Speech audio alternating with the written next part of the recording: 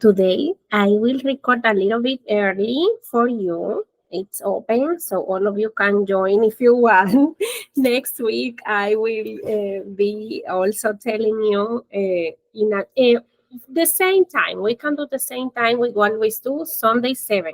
Just today, I'm doing a little bit early, but Sunday 7, all of you are welcome. If you have questions and everything, you can do it again.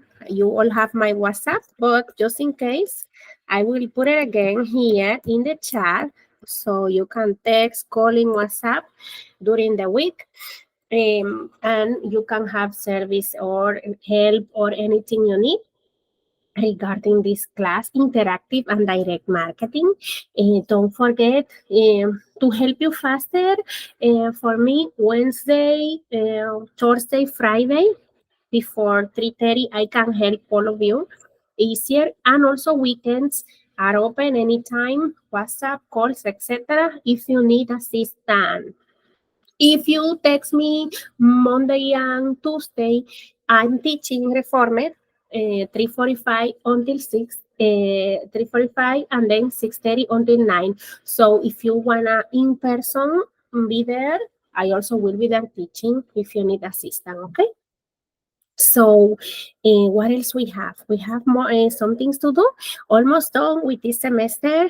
This is the week 13, 1-3, week 13, and it's 15 weeks. Remember that the system closed in April 19 is the last day that Populi will be open. And also, you will have what else? So I will record you the last class that week. So let me check the calendar just to let you know in advance. So again, the next class will be Sunday 7. And then the last one will be Sunday 14, April 2024. And again, as I told you, you have during weekend and also Wednesday, Thursday, Friday to talk, especially in the afternoon. I can actually answer you quickly. And if you want to do it in person, you can do it in the school. I am there Monday and Tuesday after 3:45. So you can find me there in person. Yeah, and it's easy to find everybody in the school. So you can do it in the first floor. Usually I will be there first floor, if in the faculty room or in this wall. In this wall, you will find me in somewhere in the first floor, usually faculty room or teaching in one of the classrooms. So that's some housekeeping information that I wanted to give you. Also, congratulations to all of you because you are doing awesome and being grading as fast as possible all your assignment. And I noticed that some of you that were a little bit behind, I was calling some of you, I was texting some of you to make sure everybody passed this class because I don't want anybody failing. No acceptable here. Nobody's gonna fail. Everybody's gonna pass. Everybody's gonna learn, and everybody's gonna have a good experience and a good process here. That's the goal. That's the goal. So I won't stop until I can do that for you. Let me make sure I'm recording, right? Let me see, manage recording. Yes. Oh, yes, I am recording. Yeah, we have to make sure because here it's very easy to lose the recording and I don't want to lose this recording because we're going to be here 2.5 hours recording a lesson for you. So, what else we have? Let me make sure I didn't forget anything. Just be diligent. Keep sending your assignments, and I will work with you if you need me. Some of you have been texting WhatsApp or whatever. I answer as fast as possible. Especially, again, weekends are the best, fastest way that you can have answer quickly. So, and WhatsApp. Again, my friend WhatsApp. Interactive marketing. That's what we will do all the time. Building relationship with your users, your customers, your prospects is the best way to maintain them loyal to the products, service, organizations that you have. And I use the same methodology with my students, making me accessible for you, because it's all about service. This marketing tool, it's all about service. It's all about the needs of your population, and it's all about how we can improve their life, how we can provide them the best solutions possible. That's my mindset, and that's the way I operate in my life, and that's the way I operate in business sector. And I can tell you, give me results selling, especially in the sales area. It's all about that. And I can believe it. I'm saying this to you because selling was one thing that I always say, I'm not vendor, I don't sell anything. But yes, this is one of the most powerful tools that you have in your life, the selling skill. Actually, right now, in this moment of the day, I am selling you.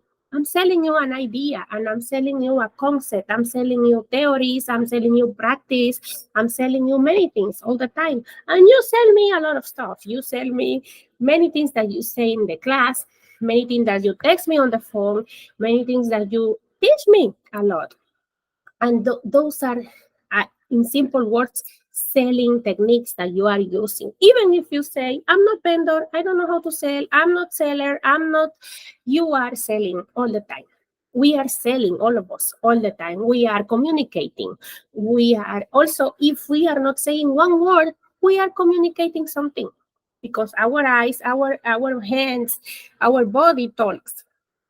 And this is selling your emotions, right?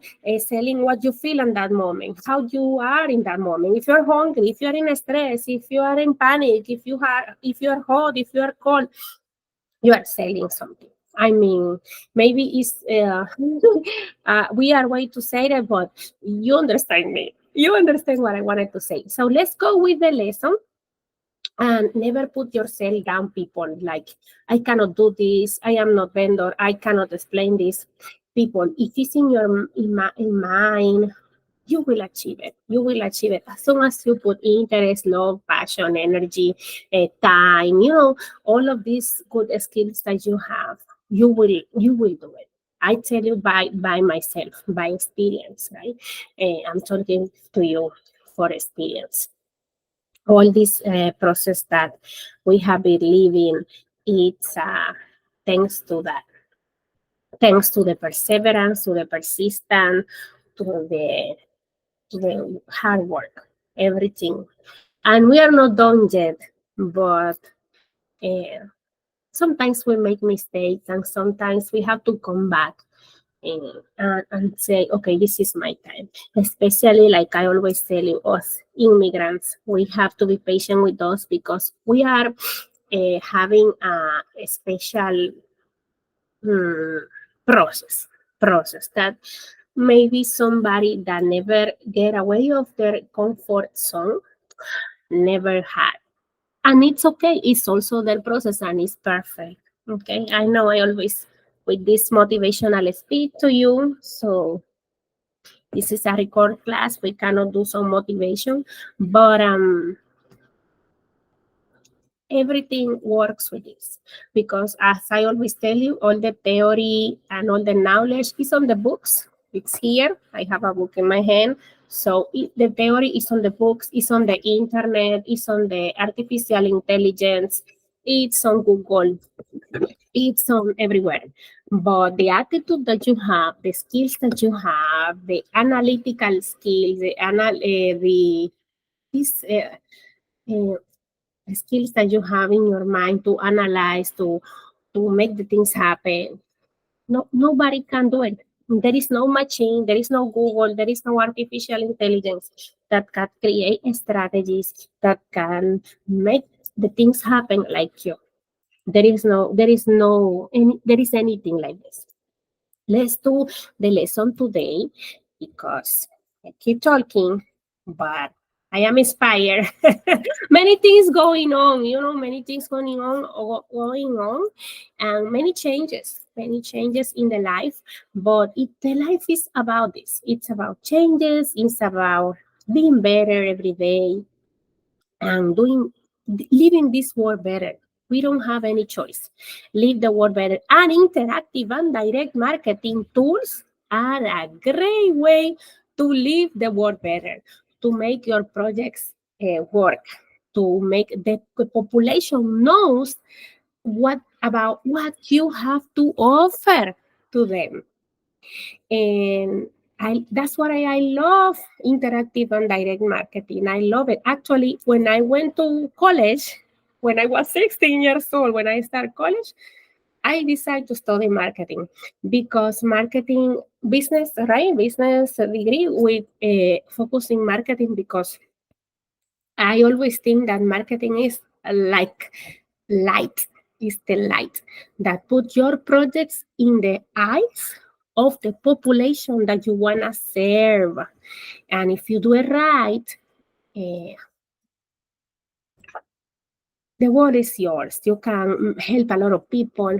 You can obtain a lot of resources. You can have many experience that you never think you will have, putting these tools to help you. So let's go to the week 13 and talking about interactive and direct marketing strategies. Now we are in the importance of testing, evaluation, measurement, and budgeting. Interactive practice application. I always I always say interactive practice application because you know that I'm hands-on. We are hands-on here. We want to make the things happen. So with the interactive practice is when I actually put the theory to work to create the strategies that helps in the interactive and direct marketing. Because right now with the technology, there are many tools, many tools that I'm always teaching to you, especially when we are performing in person and when I record online. I always try to give you these tools because that's the best way. We have to make the things happen. It's all about practice, right? So let me share my screen. I'm sharing my screen. So you are seeing my what I have. Yeah, you are seeing this. So this is the presentation. Let me see if I can make it bigger so you don't suffer so much. I'm gonna do it like that so I can show you real presentation, bigger size, and you can see what I wanted to tell you. So let's go with the first one. This is again importance of testing, interactive and direct marketing. We are in the week 13. In this image, what you see is a person actually with checklist. It's a person with a checklist, making sure all the steps are covered. All the steps are covered in order to test. In order to test. So that's what we're gonna do. The successful testing. Why we have to do testing? What is this, Bielka? Testing? What you talking about? I'm talking about how you and me as marketers or as part of a team that we are, we put the tools and we measure the tools like we let me see if I can find a word better for you, but try, simple word, right? How we try the strategies that we create, how we try them in the market to see if they work properly for our marketing campaigns. That's it. That's the whole class. How we try these tools in order to make sure they work in a proper way. But Bianca, why I have to do this? Why I have to spend money on this?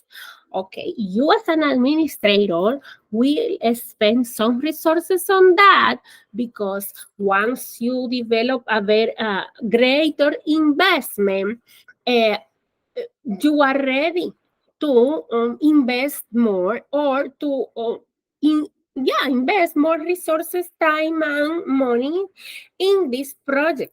Okay, let's explain you a real life example that I have fresh on my head.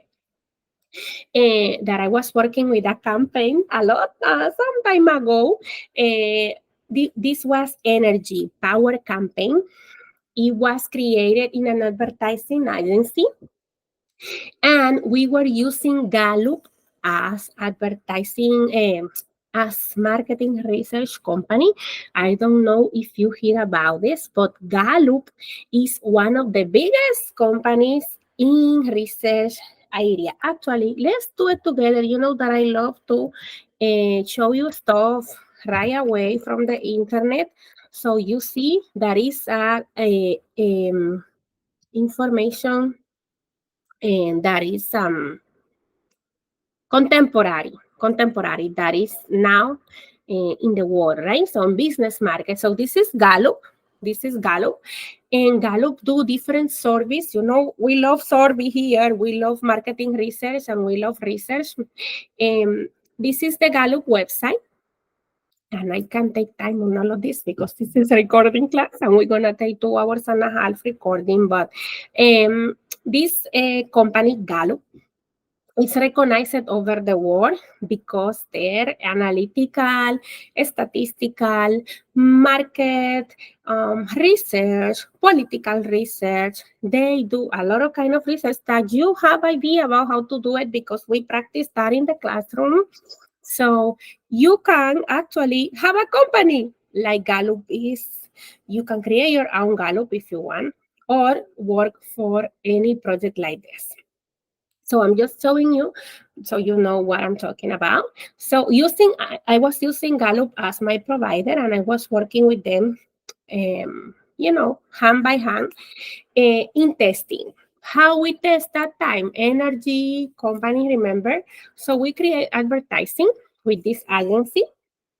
This agency create the commercial in TV, radio, newspaper, magazine, etc. So we have the advertising product, and then the advertising piece like you create in the class, right? And also I have this market research company like you did in the class. You create your own research report. Gallup was doing a report to make sure that this advertising was acceptable, was welcome, was understood by the population. What Gallup did? Gallup creates a survey. Gallup creates focus group to monitor this campaign. So imagine this room closed with a lot of, how I can say this word, with a lot of crystal around, right? This room is closed with crystal around. Imagine a room like in Reform University, you have a classroom. Imagine one of the walls have whole crystal.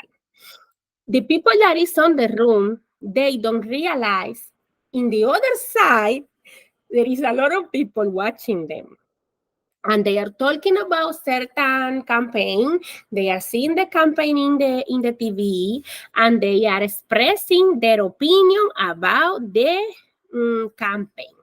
I just came back because I want to make sure it's recording, because if not, we lost. Anyway, so I was as customer of the Gallup company watching the focus group. So I monitor this focus group to make sure my population is what are the opinions. Remember, this is qualitative survey to detect the preference, the intention to watch, intention to use, intention to opinions about the campaign. This is a test. It's a test.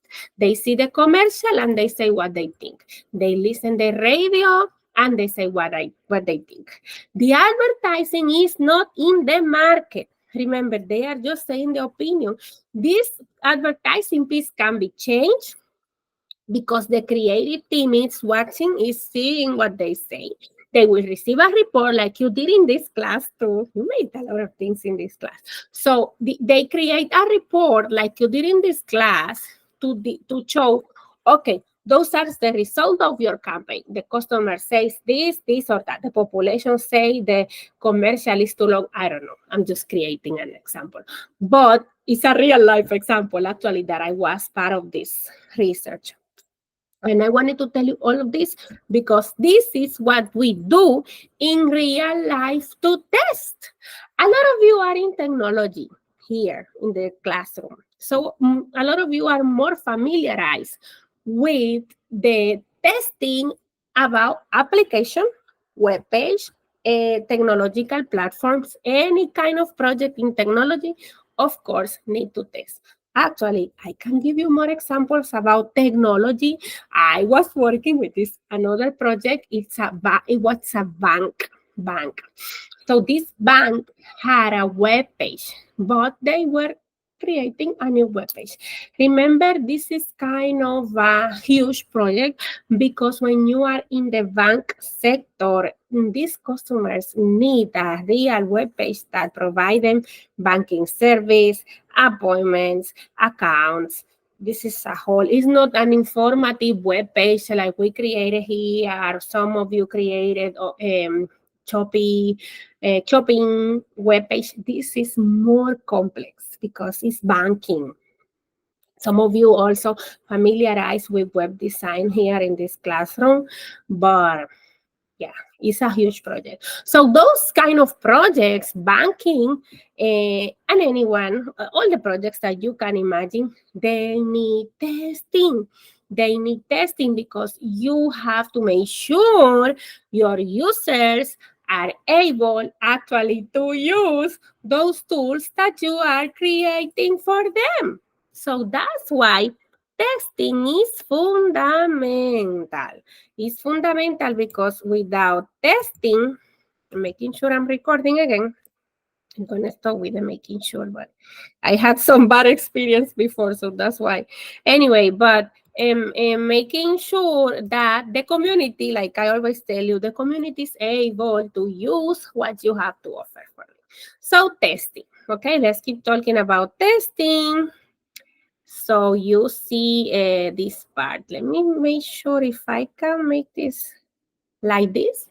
Let's do it like this. So organizations have shifted a message toward new agile development methodologies, believing that doing so will lead to faster release cycle, better product quality, and happier customer. Of course, if we develop successful testing, always we will be able to have happier customer because we are creating a project that is focused on the needs of the market. So, of course, testing is basic, it's important. And I always tell in all my class, try the different campaigns in the market. Throw it to the market. That's testing because if you throw it to the market, put it in the market, put it to run, you will learn about what your customers want, what your customer needs, and you actually can do successful testing. Some companies, mm, some companies don't do testing like this.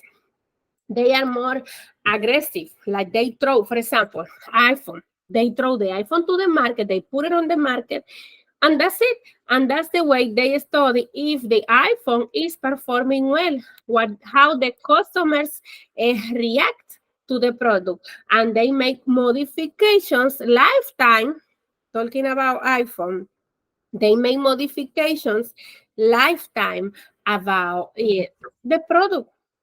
And that's also valid because every business have different perspective. The owner of Apple, I forgot his name. Eh, sorry, I lose the name. But you know the Apple phone, one of the Apple founder, the most popular, he died. And all of you know the name because you tell me his name all the time if I forget. But I'm in blank. I forgot his name. Anyway, the founder of Apple was sometimes received some, let's say, critic I don't want to use this word critic, but receives comments that he usually not so much testing. He throw the product in the market, the iPhone, and as soon as the customer react, they make modification. And I think this is a great way for testing. My opinion. It depends, of course, of everything, but it's awesome that you throw the technology in the market and you see how the customer react. And this is testing at the end, because you are observing, you are recording, you are researching, obtaining data about what the customer's perspective are, how they are developing, and you make modification in your product if you need that. So no problem at all. However, problems are afoot. According to Forrester, the percentage of organizations release software on a least monthly basis decline. And those statistics maybe are not updated for you. As you know, now we are in 2024, too much growing in the developing actually technology tools. One of the practice that I wanted to do with you, I didn't do, it's not 7% maybe part of this class, but it's to create apps, creating apps. So this is another practice I used to do in mobile marketing. I did creating mobile and computer apps. It was an introduction, but we started to create an app, uh, and that was good. So we have to test the app. Like you did here in Reformed University, you created email marketing, remember, and we were able to test that email marketing. So testing can be one of the single biggest roadblocks standing between organizations and the agile objectives.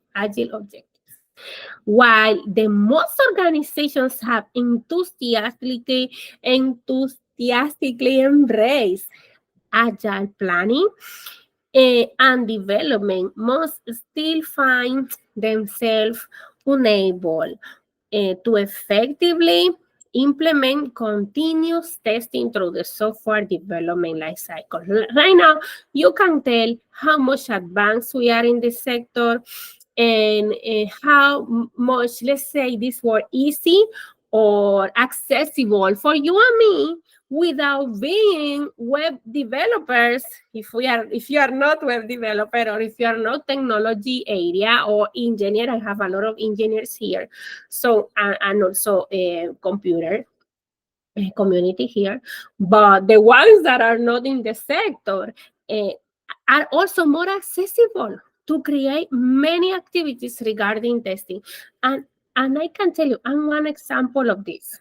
I'm not web developer, to be honest, and I'm not, as you can tell, I'm not a technology area, but I can tell you that these technology tools give me a lot of opportunity to test, to prove, to create tools for my customers that before I never will be able to create. Simple advertising piece in canva.com like you create here in this class. That was something when I started marketing that we were not, if you don't know, now they are teaching that in marketing. But before, when I was studying, we're not able to learn freehand Photoshop, designing programs. Now, yes. But before, we have to find by ourselves, find a school that teach you in a part, because we were not designers. Now you have to learn design. But with Canva.com, everybody is able to design, and all of you did your advertising piece in Canva. And all of us, you and me, we have access to this free tool, $0 tool, and we can create and test our advertising. While most organizations have enthusiastically embraced agile planning and development, most still find themselves unable to effectively implement continuous testing. But now it's getting better. So there are 4 best practices to help overcome this focus on text quality. And keep your text short and atomic. Test across multiple platforms and leverage parallelization. So there are more and more tools that help you and me, even if we are not experts in technology, we are experts because we can be involved, be engaged, being a part of this sector without technology knowledge people. So it's amazing how the technology is helping us, and these little things that you have in your hand, amazing how the phone, mobile marketing, mobile tools are able to, for us, to manipulate, to implement, and to create new tools.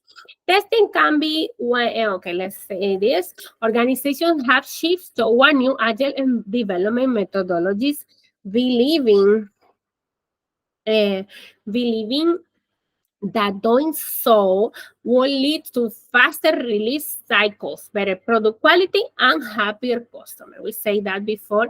However, problems are, according to Forrester, we say that already, and also the testing can be one of the single biggest roadblocks standing between organizations. We say that.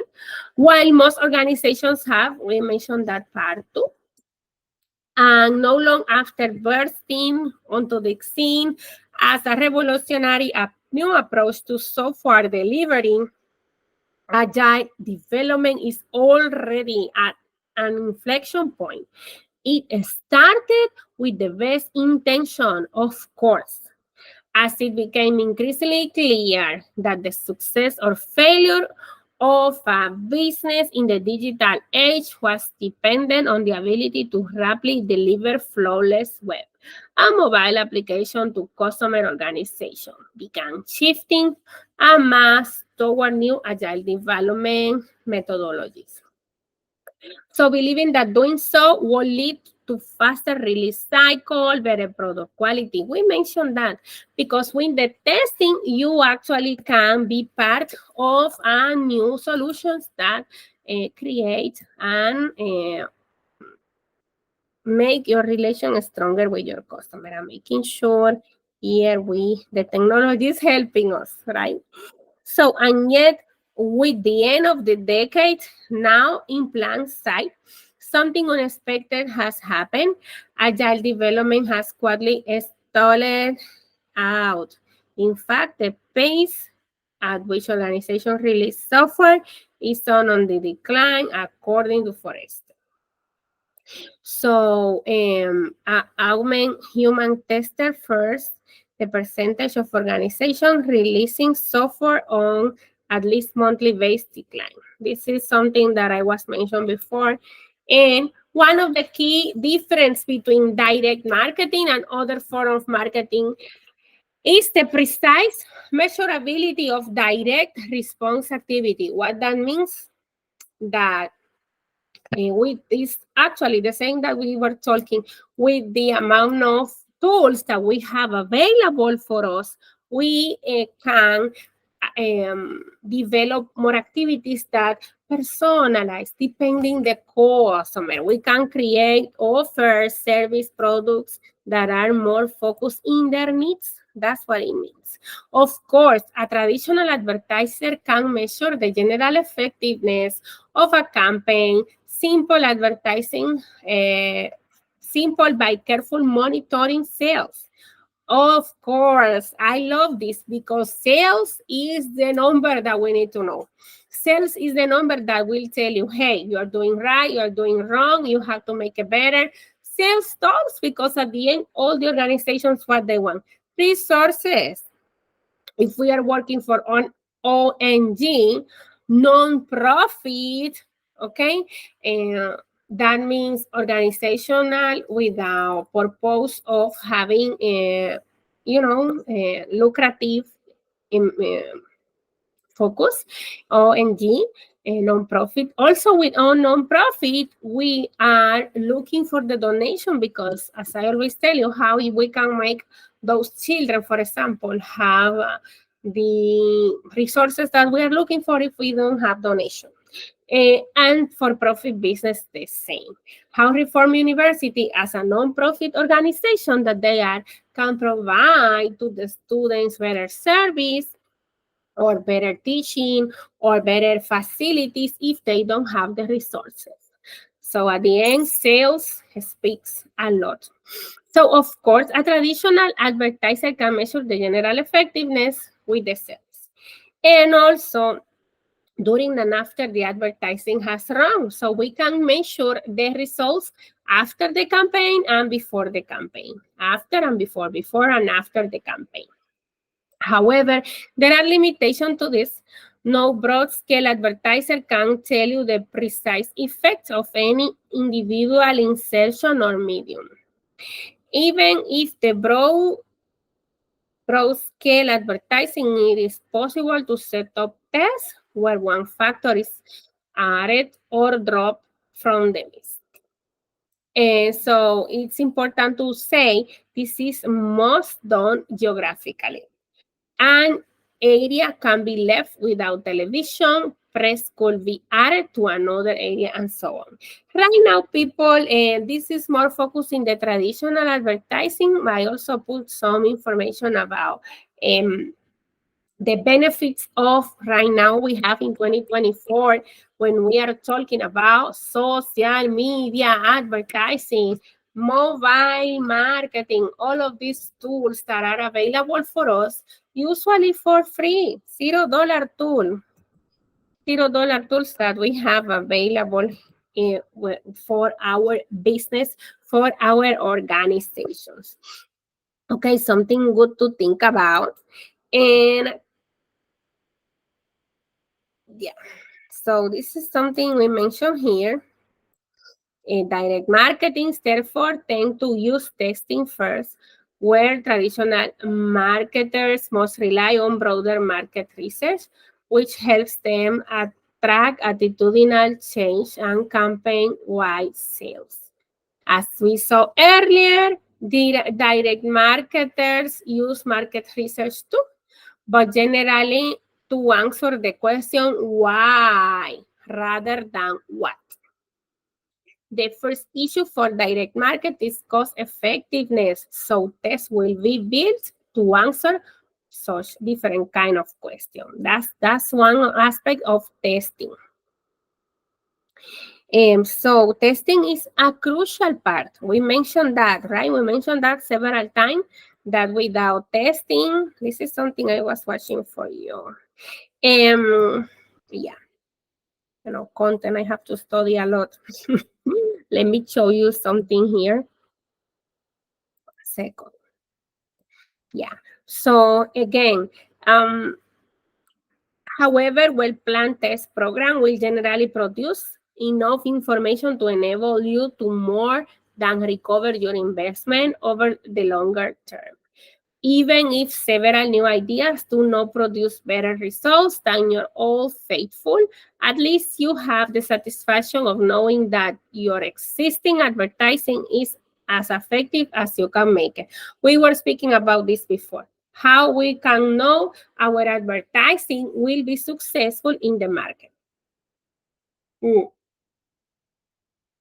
Very important too. Think about that because again, and the good thing is now you and me, we have social media tools, we have mobile marketing, we have technology available to do this practically with zero cost. Before, oh my God, people, you have to bring people to one focus group, show them, hire investigators, researchers. So it will be hard. Let me take care of it.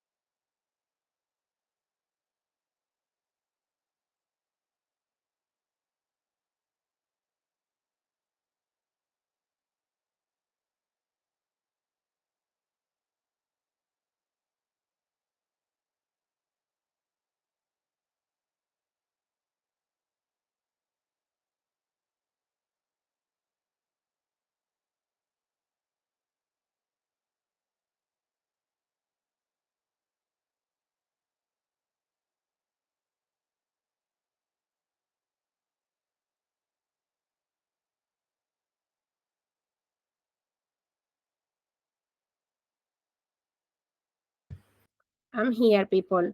So then, let's keep going. Okay, so we have now the aspects about testing. Even if several new ideas do not produce better results than your old faithful, at least you have the satisfaction of knowing that your existing advertising is as effective. Like what we were saying before I stop, a word of caution, testing is not an exact science and is deal in probabilities. So what that means? What that means? Sometimes you can have results in your campaign test that in the real life you can have another kind of reaction. I remember, and now I'm gonna go with the stories, right? I remember an example about testing a magazine is still alive. It was some time ago, but the magazine is still in the market. But now the magazine is more, of course, as you can tell, online than before. When the magazine started, it was just a regular magazine in paper, beautiful magazine, focused in woman, fashion, and this part of the life. But now, it's a whole online platform and the products change with the time. The needs of the customer change, the results of the test. Sometimes you can have probabilities that don't represent what you were looking for. It happens in all the research, right?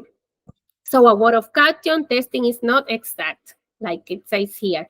The rules of statistics are not exact, so it's necessary, like I was telling you, all the research have the same situation. So it's necessary to understand how to read a test result and how confident you can be in applying your findings in future activities. We will return to this point. And we're going to keep talking about this during this time that we will have here. Actually, we have almost 1 hour talking here about testing. The purpose of testing is to enable the direct marketing to reduce the risk by restricting the amount of budget exposed until alternatives that have been evaluated. Many companies manage to trade very profitable without testing. What that means? Like we were saying before, some companies just throw the product in the market and they have results using that. So put the product in the market without the testing. That's what that means. When I was talking about Apple, putting the cell phones, the iPhones in the market. Many companies manage to trade very profitable without testing, but this does not disprove the case.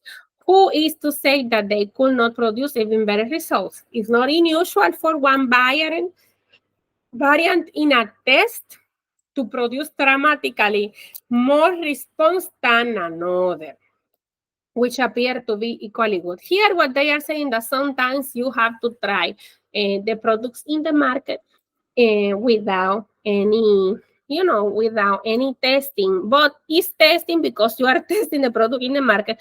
But the challenge is that you will make modification to your product or service as soon as receive feedback from your market. So that's the thing.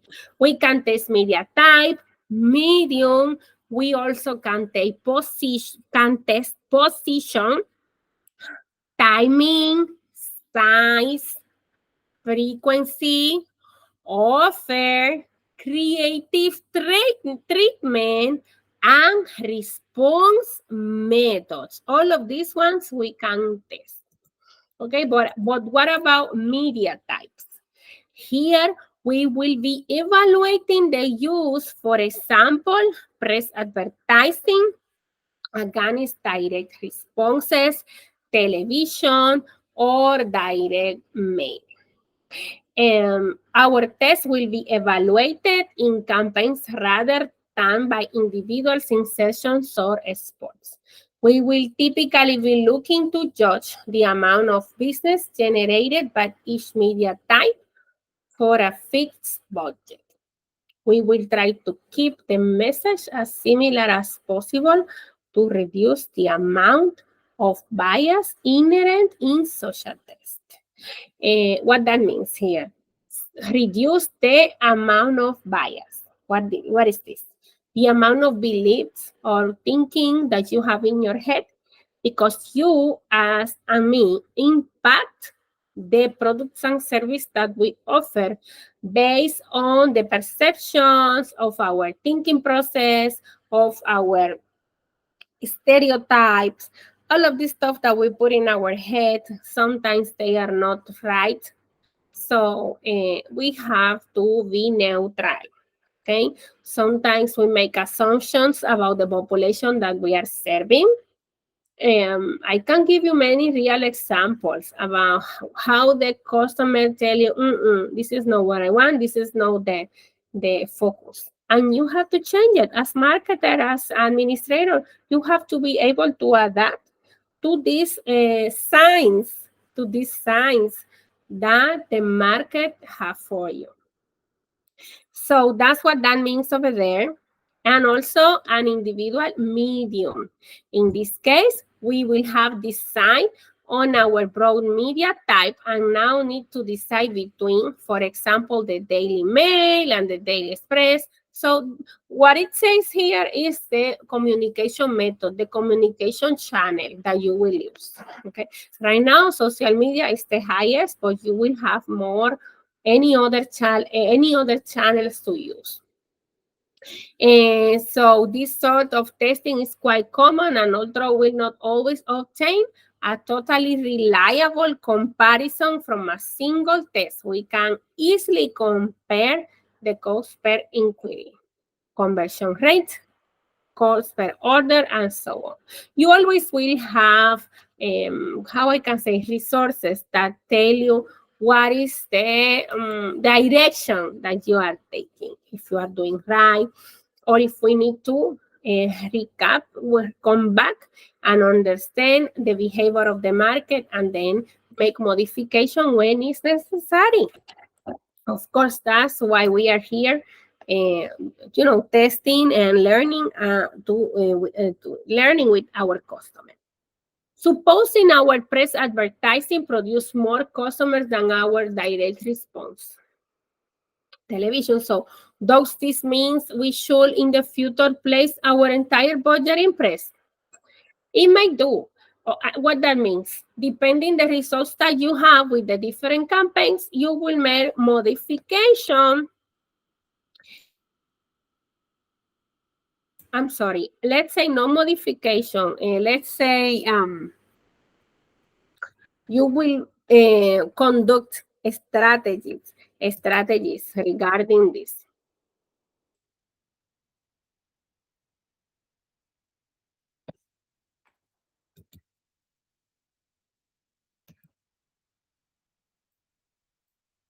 So here, but before we make such a decision, we should examine the test. So before we decide where we're gonna invest more or other, we have to decide what is the campaign that is giving you the results. Examine the scenario very carefully. We might find that one day we ran our test advertising an investment product, the newspaper ran an article commenting very favorable on such product, which list the television station ran a program, a campaign that you see on the web, on the internet too, exposing another financial service company for misleading customer while it's selling is a similar product. This will certainly affect response in both media and could present us with highly misleading results. So let me show you in the meantime this information here until we continue with position. Okay, we have some slides left, but let me show you something real quick here. I am in the middle of YouTube. Okay, and I'm gonna show you some stuff that can help you and me to develop a better understanding about the um, testing campaigns. And also what we will need is a little bit modern data, modern information too. Okay. And we test many things, right? We test the advertising. We test, for example, you can see the products, all of these parts. Okay.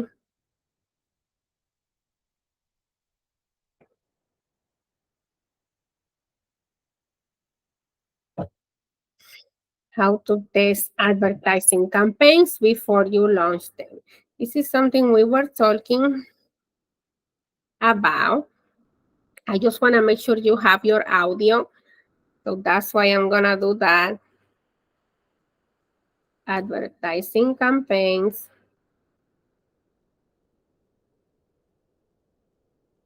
Campaigns before you launch them. Yeah, let's go here.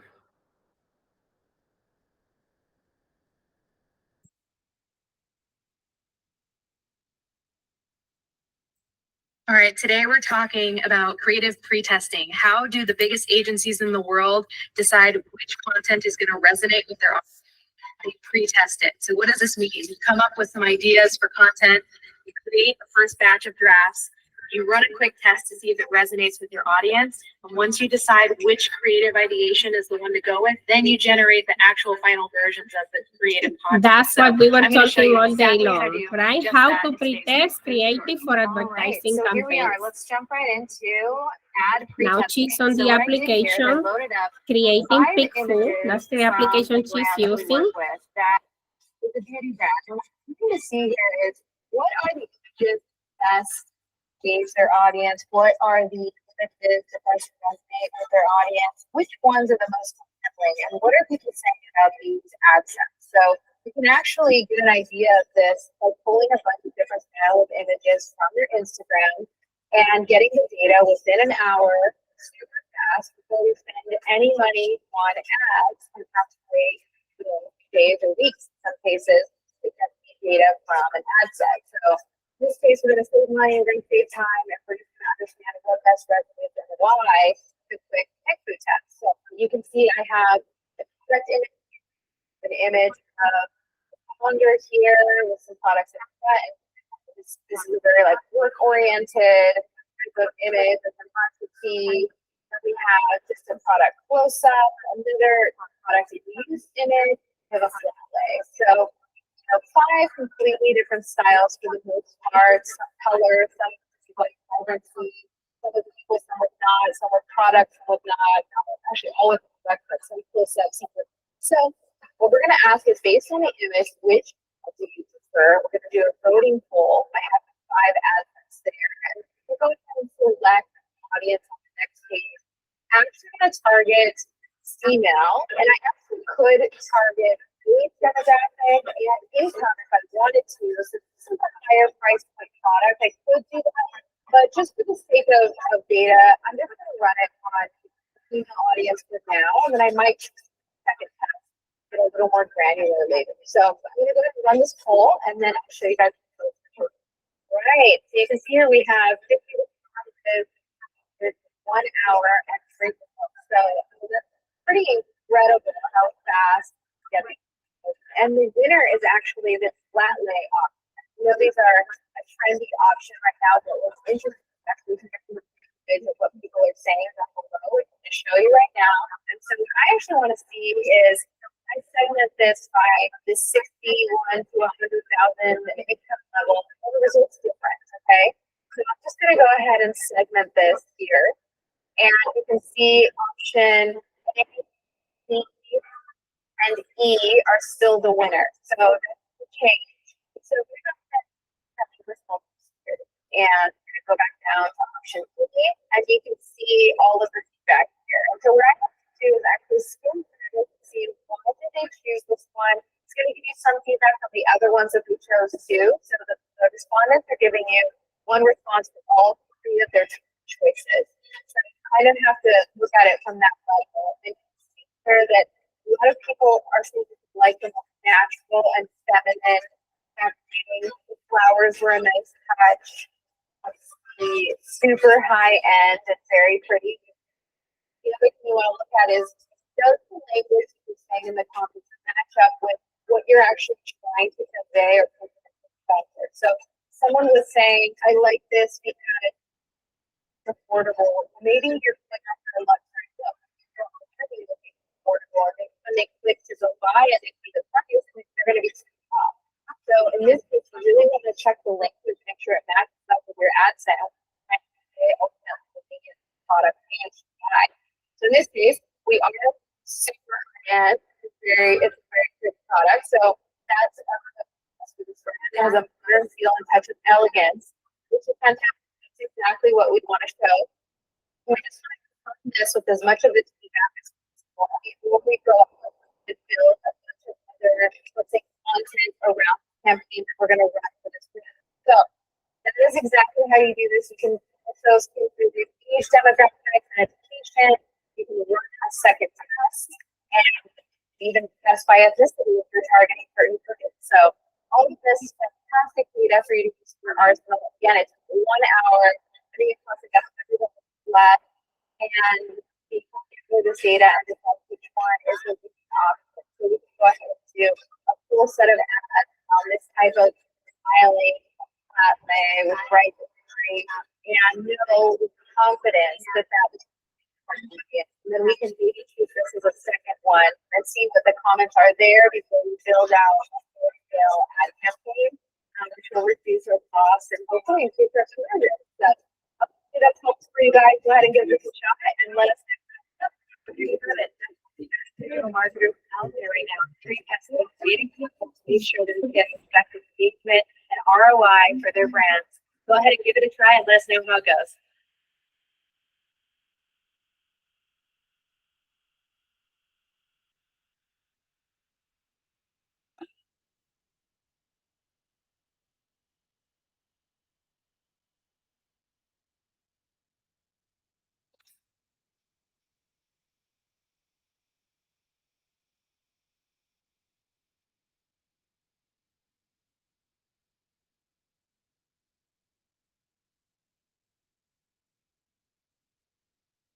Well, let's talk about that autonomy comes with a need to probably track and measure, right?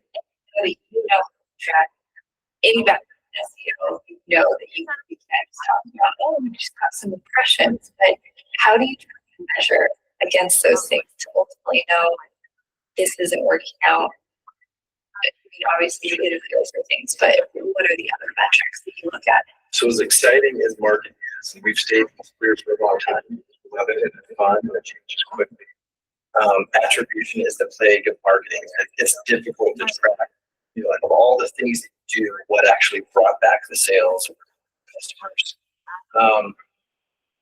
For me, there's certain things that we can track 100%. There's things that we can't. Offline tactics are very difficult to track.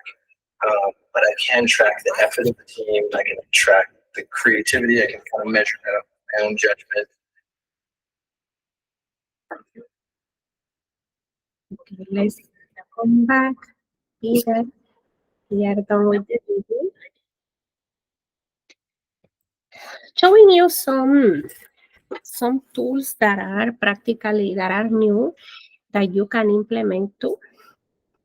So let me share with you here my screen again. Position, what that means, position, and it works for social media too. This works for social media. Position in newspaper and magazine, this relates to whether we go early or late. Early means, for example, the front of the publication. But when we are talking about social media, we are also dealing with position, how they appear, how the brands, you as a brand, appear in the social media of the customer, of the user, of your prospects. Early means at the front of the publication, and late means at the back of the publication. Nothing different with social media and interactive and direct marketing tools. It might also relate to special positions such as the front page, results page, television program page. This is always contemporary. because it's still going on. But as you know, think about also the technology area, mobile marketing, social media, etc. Alongside the crossword and the reader's letter page. Testing positions within the same publication can be quite complicated, and it generally requires a partner.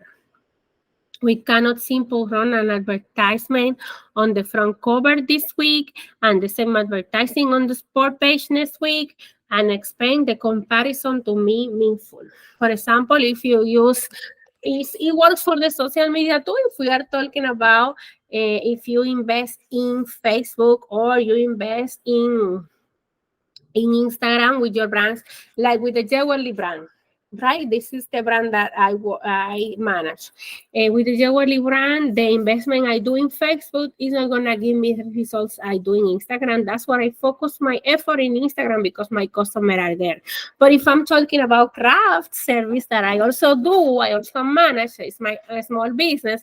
So when I do the craft, Facebook give me more results, as I always tell you. So that's something to think about. So validity of the test. There could be several factors affecting the validity of the test. For example, including competition. A major competitor may advertise in the same paper on one of the days. Also with social media, me as a small business owner, I can tell you it's not the same investment that, for example, the brand of Martha Stewart will do creating new handmade products or, well, they do mass production, right? But think about this. This could seriously affect your response, importance of the news, a major crisis breaks of the day. One of our advertisement appear is likely to affect response. What that means, depending the effort that we do in our campaigns. Timing. Many advertisers find that the results from daily newspapers vary according to the day of the week. Oh, let me see. Stay on the color. You see, this is something important because we can lose everything. Here. Many advertisers find that the results from daily newspapers vary according to the day of the week on which their advertisement appears. Others find that advertising surrounding March, say, are more cost-effective than appearing in May. There are additional timing considerations in broadcast advertising. Here may also be selecting breaks with specific programs or at least time segments that promise to deliver a certain type of audience. We could, for example, set up a test to compare off-peak versus peak time, running the same commercial in the middle of the afternoon and during Coronation Street. So depending the situation that it's going on, for example, I always tell you, we are talking about hungry restaurants. A lot of you are in restaurant sector. When we're gonna post these pictures with this advertising? In the time the people want to eat, 11, right? So things like that. If we are talking about fashion, when the people is finished to the jobs, works they have, 6, we start to promote our advertising. Of course, you always have to look your statistics to see when your customers are more active and work with this statistic to make sure your advertising is running those times of the day. Very important. And size, also about size. Although traditional media planners try to dominate a page or publication with large advertisement, the precise measurability of direct marketing tells us that cost-efficient response is easier to achieve with small spaces. In fact, the small space the more cost efficient will be. Okay, so this is about the size. And also we are talking about the hierarchy of testing. What that means. To repeat an earlier comment, there is no use of spending time on toning up our creative treatment or the mechanics of obtaining a reply until we have targeted the right person, decide on the most relevant offer or message for that person, and identify the right time to approach them. Once we have these elements in place, we can start to turn up the performance of our advertising and mailing through creative development response device. That's what it means in the hierarchy of testing. About testing inserts, what is this? So it's a publication that you put in the usually newspaper inserts.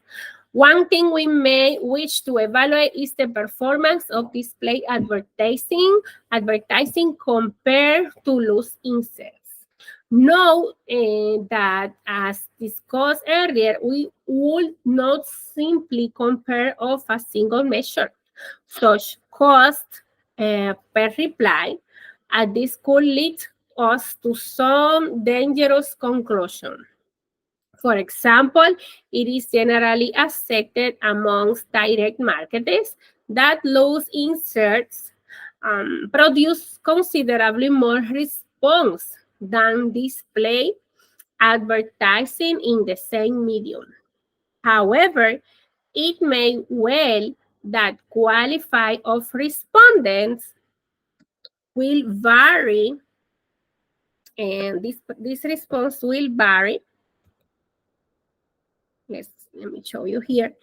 However, it may well be that quality of respondents will vary, so we must continue to measure performance after the initial inquiry has been generated.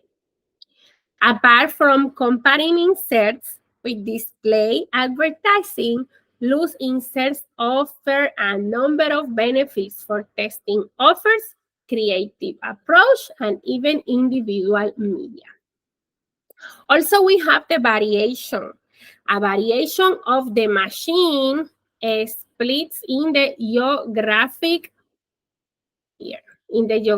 splits, where the publisher prints in two centers, say London and Manchester.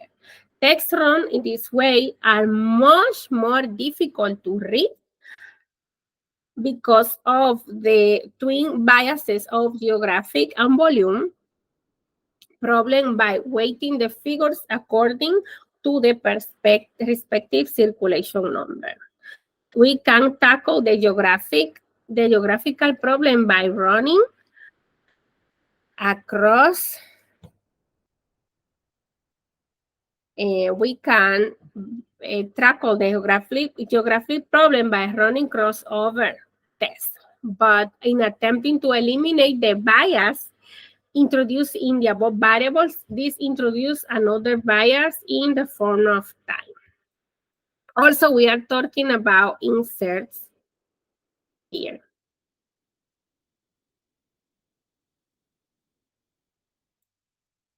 Inserts, design. How could vary your design?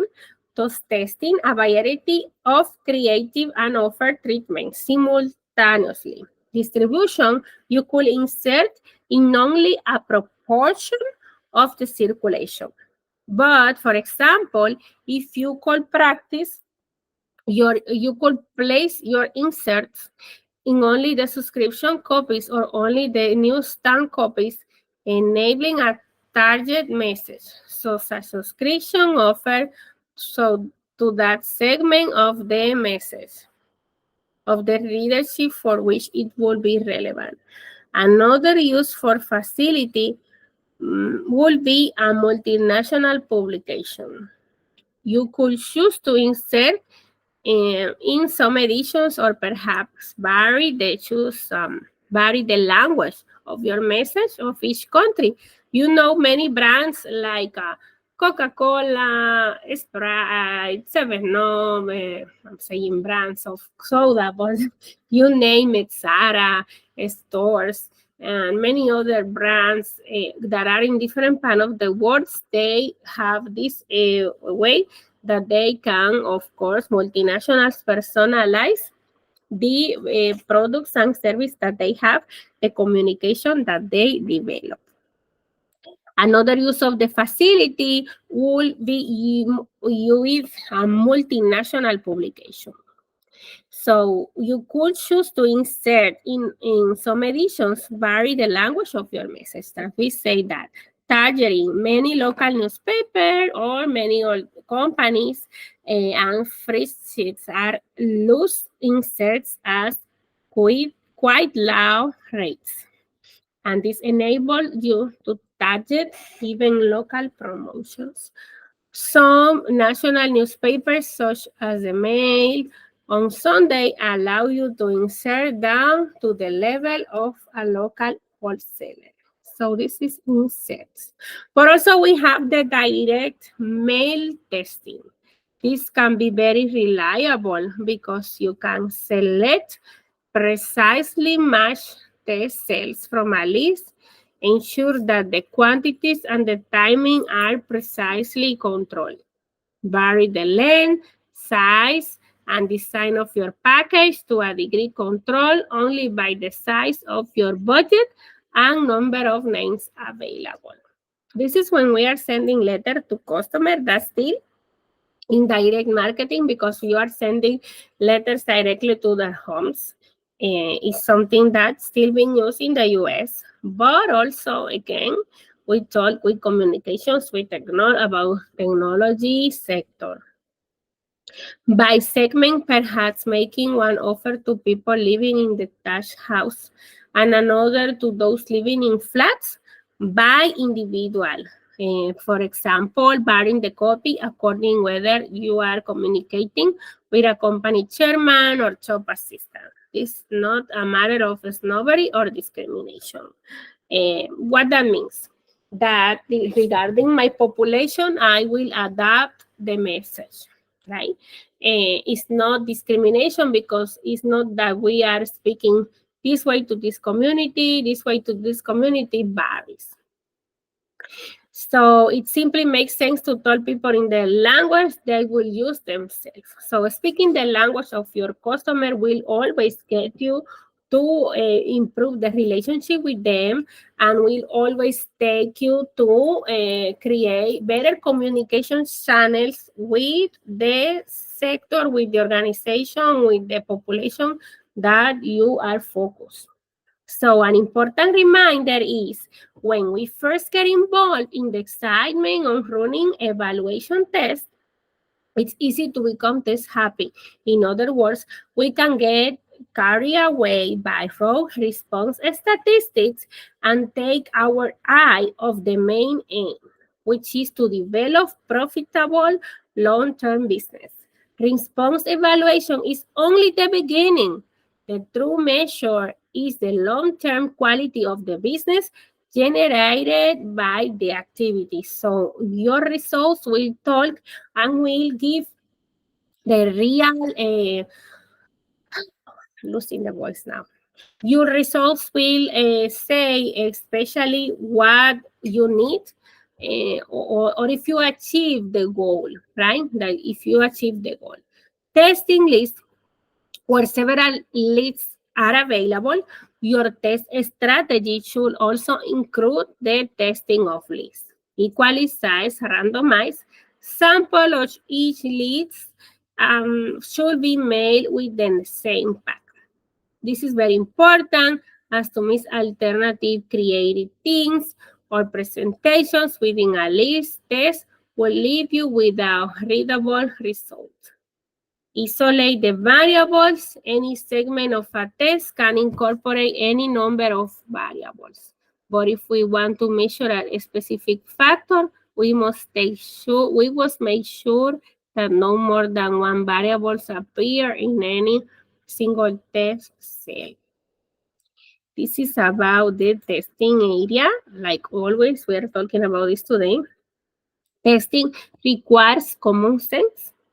A good general rule is to isolate variables where you can bear in mind your budget. And also, don't forget the facilities variable. You cannot carry out multi-cell testing if the total universe numbers is 5,000 names. Nor can you use multiple split runs if the publications you want to test do not accept them. That's some technical issues about testing. It's designed to help you. The testing is designed to help us to make sound judgment, but as we say, it's not exact science. Test results will help you to reduce risks by following the route that offers 240 the importance of testing. The statistics of testing, the greatest probability of success. The word probability is very important.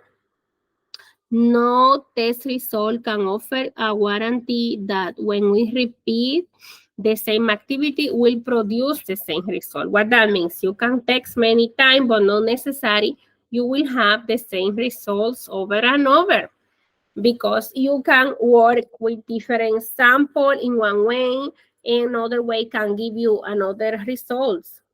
Actually, as you know, if we are dealing with one customer in one area, a group of customer in one area, is not the same that a group of customer in another area, even if they are close, right? If we are talking about Georgia, Lawrenceville and Alpharetta, Lawrenceville and Lilburn, etc., if we are talking about Georgia. That's why sample size are equally crucial with direct mail and with every single communication strategy that you use. Therefore, it's necessary to understand a little bit about statistics. This is so that you will know how many people you need to mail for a test result to be significant. So to be meaningful to the area, and thus to be reliable predictor of what will happen when you roll out the chosen mailing to the full list. You will be able to decide after the event whether a particular test result is reliable. And then we also have the direct mails that are conducted on samples from various lists available. Also, you as marketer can purchase lists. For comparative tests to be reliable, I'm gonna take a little pause talking but for a comparative test to be reliable, you must ensure that you're testing like with like. In other words, the samples used for each test must be matched with each other in terms of composition and characteristics. The same size, or at least each of known size, so that you can allow for size variance in evaluation. Randomized so that you can predict the eventual performance of a rollout from the test data, large enough to give a statistically significant reading. What that means?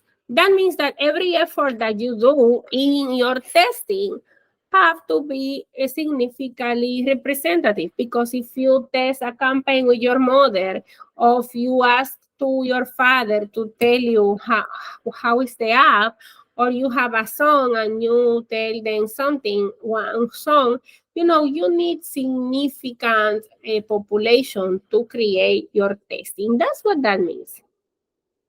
Try to ask to the most amount of people. That's what is in simple words, right? Randomization, what that means? Randomization means that everybody have the same probability to be chosen in this testing. Randomization to ensure that samples are truly representative of their total universe, they will typically be systematic. That's what that means.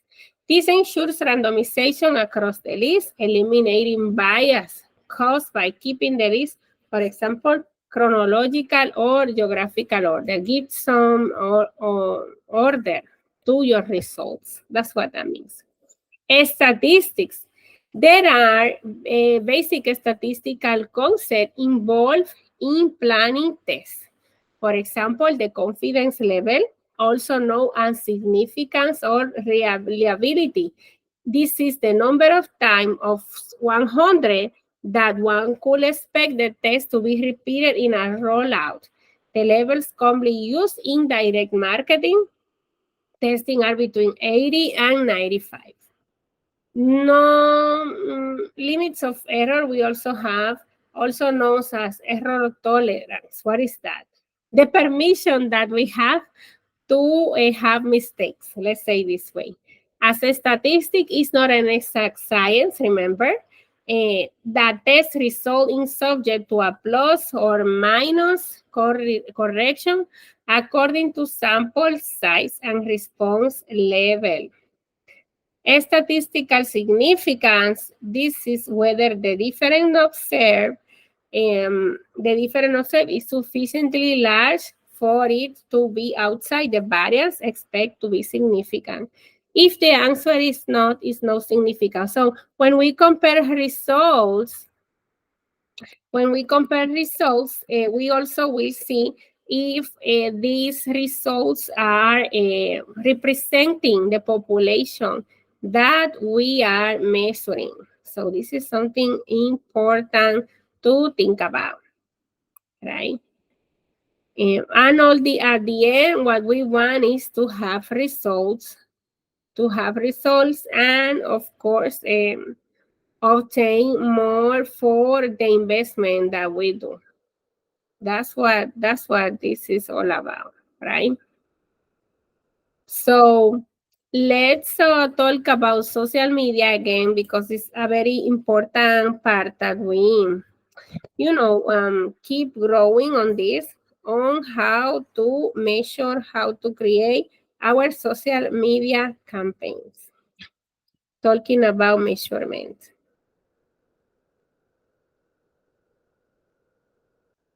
Let me get you something here.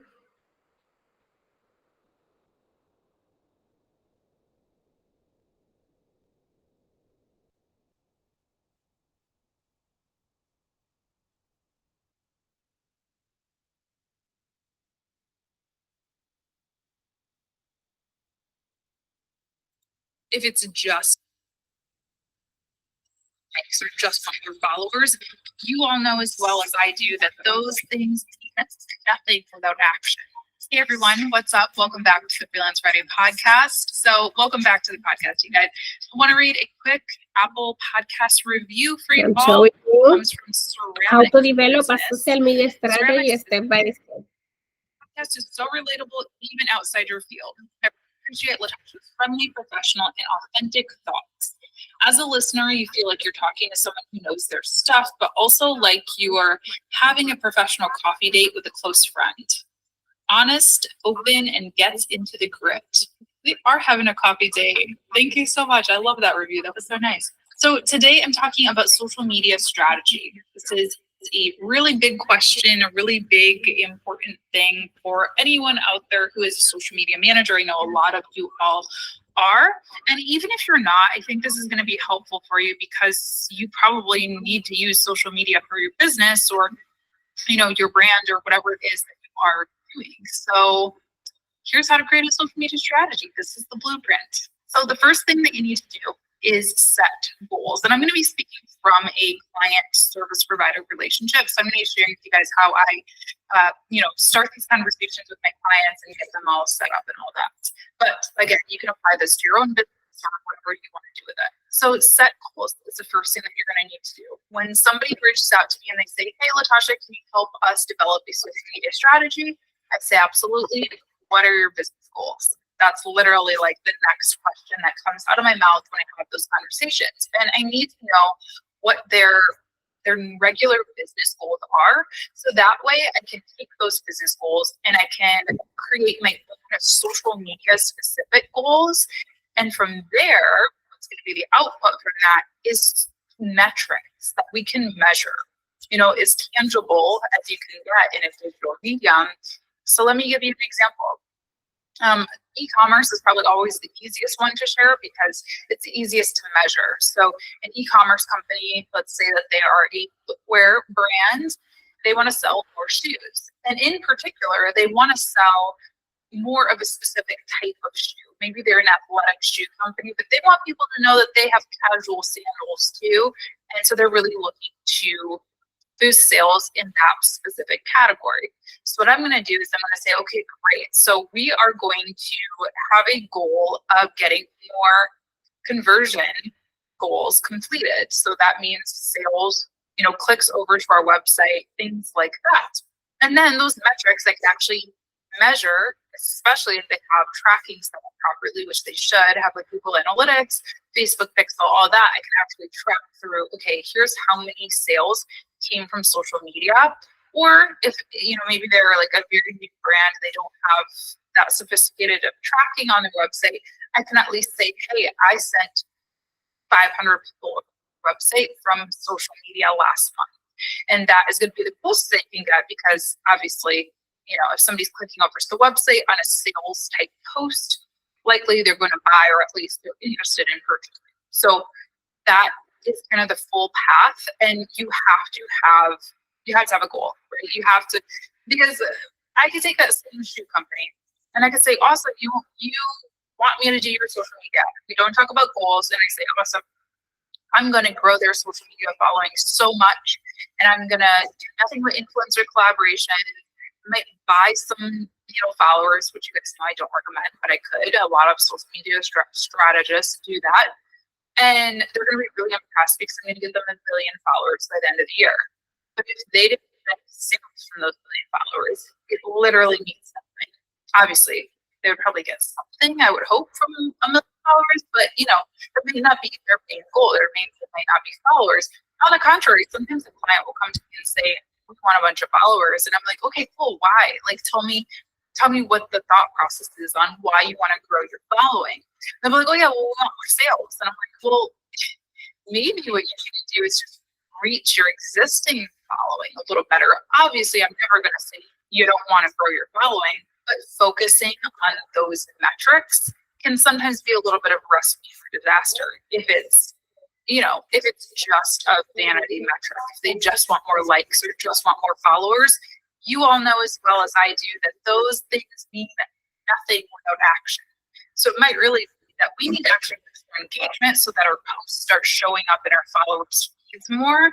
And, our existing followership actually buys from us, sees what we have going on and what we have to sell to them.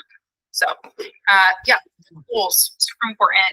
And it's important to be aligned with this too, with your client too. Like, be on the same page about it from day one. Let them know, hey, we had this conversation. So these are my social goals. These are the metrics I can provide you at the end of every month.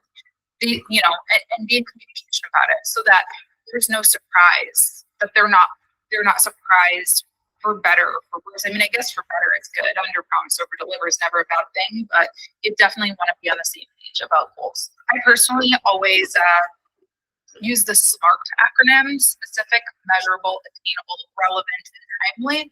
And that's how I formulate my goals. Because even the example that I shared with the shoe company, they want to sell more slides or sandals or whatever. What is more? Like 1 more? 20 more, 1,000 more, 10,000 more units. Like, you do have to know that as well, especially when you're doing like paid advertising, because I'm going to need a way different paid budget for 10,000 more units versus like 20 more units. Timelines, when do they want to sell those by? Do they want to increase those sales over a 3-year period? Do they want to increase those sales over like the next week? That's also very important. It's going to affect your strategy, your budget, price that you're making, because you're going to be working overtime if they want to sell 10,000 units a week. All that stuff is super important to get on the same page about. So specific, measurable, relevant, and timely.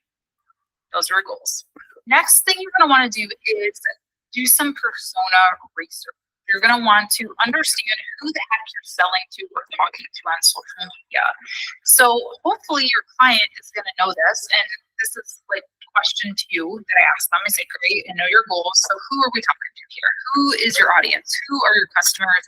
What types of people tend to, buy from you? Who are you trying to reach? Because that might be two different things. Their typical customers might be one thing. Their goal customers, clients might be somebody else. So we're going to have those conversations there.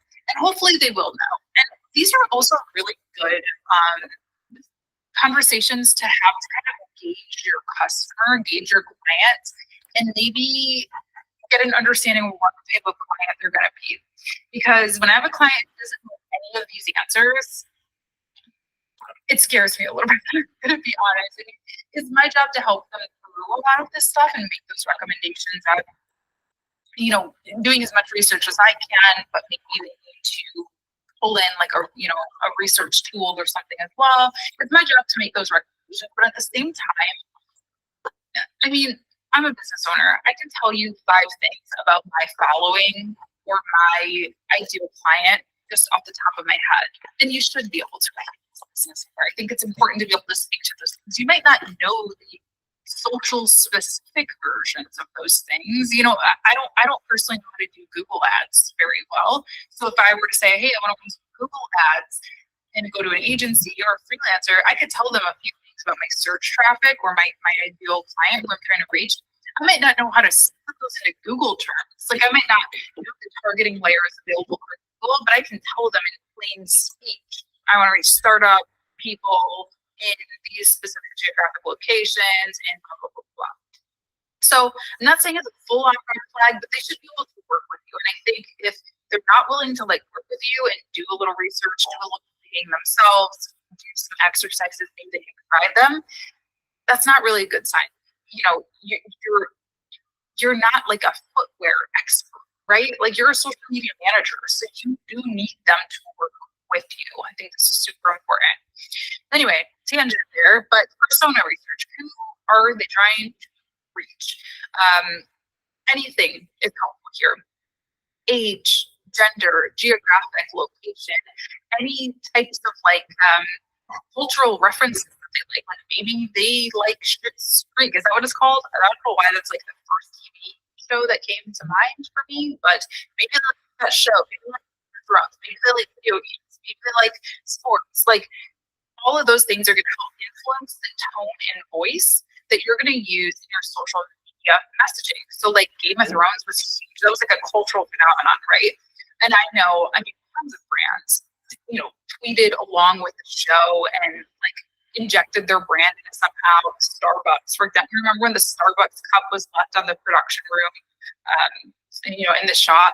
I mean, just knowing things like that so you can make jokes and be culturally relevant and use the right tone of voice is super important. So get as much of that as you can. If they really don't know that stuff, again, hopefully they're going to be willing to work with you, and they should be able to at least help pull their analytics for you, / you can do this yourself if you have access to their accounts. Look at who is currently following them. Go into your Facebook page insights, go into Instagram insights. Twitter doesn't really have analytics anymore, unfortunately. LinkedIn is pretty kind of limited. I need to do an update on my analytics series, actually. Maybe I'll do that soon. But look at who's currently following them if they do have anything of a following. If they have nothing of a following, then that's a little bit challenging as well, but you can still do some research. Look at their website information. So if they have Google Analytics, or even just like Squarespace's native analytics, WordPress, like their native analytics, I'm pretty sure it gives you a little bit of information about at least geographic location of where people are coming from. So you can gather little tidbits here and there. You can also do some of your own kind of DIY market research. So you can post into Facebook groups, forums, look on Reddit, I can never say this word properly. I think it's Quora. I don't know how to say it, but that website, just like start searching around and see handbags. Maybe if your client is a handbag company, start typing handbag into Quora, luxury bag, like whatever it is, and see what questions people are asking, see what types of people are those questions and so on But and this so forth. important It's part one of when those she things. say Because you question have to that your understand what customer you will want do, if you want your message to get research across that. properly. The next thing that I recommend doing is competitor research. So very similar to market research, It's almost done. We are take in a look half. at what their And competitors then we're are gonna doing. do the If my client activity. is Louis Vuitton, I'm gonna take a look at, I don't know, Chloe and Dior, Mhm. and take a look at their, what they're to promote their bags or their house or whatever. So real simple stuff here. Just take a look at like how often they're posting on their social channels, which social channels they're leveraging. I think this is really important because you don't have to be on every social platform. I mean, I think that's like one of the biggest myths in social media strategy today is that you need to be doing everything, and you don't. Not necessary. Especially if you are a Yeah, freelancer focus. watching this. So one person Focus show, where your customer is. you realistically, But that's why we need unless to they're paying test you a in lot of different money places. and you have a lot of time, you probably are not going to be doing like 10 social media platforms for them. You're probably going to be focusing on like a handful and doing a really good job and maybe repurposing content for the other ones, but you're probably not going to be just like creating original content for like LinkedIn, Instagram, Twitter, YouTube, Facebook, podcast. I mean, that's not really social media, but whatever. Probably not going to be doing that, right? So take a look at what the competitors are on. So that way, either one of two things. One, where there's a gap in the market, because sometimes that can be fun. If there's no podcast about handbags, maybe that's a good area of opportunity. The demographics line up, your ideal client demographics line up with podcast listenership. Maybe that's a gap in the market that you can kind of take, you can take that over. Or you can follow their lead. So if you're seeing, oh my gosh, this company is getting such good traffic, engagement, all that stuff from Instagram, you need to be on Instagram. They're selling so much on Instagram, then be on Instagram. But it can do a couple of different things. It can teach you what to do or what not to do, really. Let's take a look at platforms, posting frequency, just the types of content that they're posting. Again, you can take a look at who's following them, any public data that you can see, like see what types of people are following them, maybe some other brands that their followers tend to follow, so you can kind of paint a picture of that persona. So do a little bit of competitor research, and this is really helpful too to get buy-in from the client. So especially when I work with more corporate companies or even startups who have like investors and stuff that they need to kind of get approval on for everything. If I can say, okay, well, I'm making this completely up. These are none of my clients, but like my client is Honda. Well, let's look at what Chevrolet is doing. And typically the investor or the manager or the owner is going to be like, oh, okay, cool. But the competitor is doing that. We need to do that. Like if they're running Facebook ads, here's some budget for Facebook ads. So it can help with getting that buy-in if you kind of give that like, well, everybody else is doing it. It's kind of like when I don't have kids, like I just feel like all of my parent friends are like, yeah, the kid is like, well, so-and-so has a phone already, so I bought him a phone. Or like, he has an iPad, so I bought him an iPad. It's the same kind of thing, except with it's data-driven. It's done for a good reason. It's not done for selfish causes. Okay, so competitor analysis. And these are all things too, by the way, really, I guess goal setting, not so much, but persona research, competitor analysis, this next thing that I'm going to mention, social audit. These are all things that can price out individually as well. So if you are going to do, monthly social media management for clients, if you got to do all these steps, as you can see, this is like a lot of work. I mean, this is like weeks of work on its own. You can charge that. You can price that into your startup fee. So the first month, you're going to be doing a strategy, an audit, competitor analysis, all this stuff. Tax the money onto that first month because you're going to be working a lot. So that's what I do. And that way you can also price it out individually if people come to you. Because sometimes people do, as again, especially with my corporate clients, they'll come to me and be like, hey, can you do a social media strategy for us once a year? So I'm not actually doing this stuff, like they're in-house people are implementing this stuff, but they want to come in and do their strategy work. So obviously I need to have that price in my head so I can charge for that. Then you're going to do business opportunities. We talk about this. So I talk about this with some of you. Taking a look at what they're already doing. Now, if this is a brand new company, you're launching the social channels for them, you've taken that persona research, that competitor research, and decided, all right, your target audience is women ages 40 to 55 in the suburbs. We're going to be on Facebook number one, and probably maybe Instagram too. Look at the platform stats and demographics and stuff. Do a little bit of research on your own to determine which platforms they need to be on. Okay, you're good there. But if they have an existing social presence that has already been going on before you, either started by them, by a social media manager, an agency, whatever, I want you to audit that. Because just because they have been doing something doesn't mean it's right necessarily, or it's what they should be doing. So develop your own little set of criteria here.